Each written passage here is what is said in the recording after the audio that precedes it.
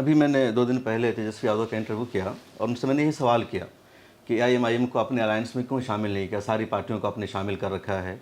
तो उनका जवाब था कि हम हैदराबाद जाकर नहीं लड़ते, तो ऐसे सब बिहार में आकर क्यों लड़ते हैं।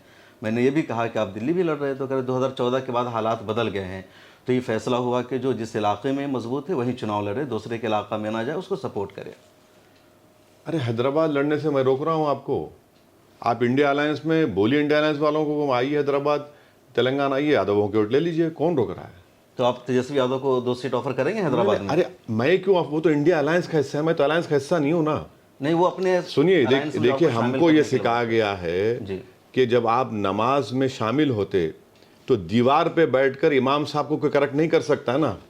इमाम साहब रुकू करना भूल गए, समझे ना।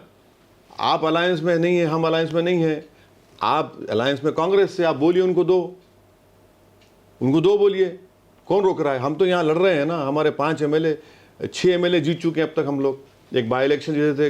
लेकिन ये भी मसला, आपके जो एमएलए जीतते हैं वो दूसरी पार्टियों में चले जाते हैं। वही तो हम बता रहे हैं आपको। कमरुल हुदा भी चले गए। सुनिए, कमरुल हुदा तो पिछले बार लड़े जी, उसके बाद चले गए कांग्रेस में।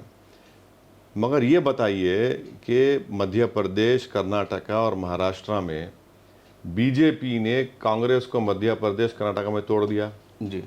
महाराष्ट्र में तोड़ा, शिवसेना के 2 टुकड़े, राष्ट्रवादी कांग्रेस से 2 टुकड़े। जब क्या कहा गया था इनकी तरफ से, जमहूरियत का कत्ल हो रहा है, संविधान की धज्जियां उड़ाई जा रही हैं।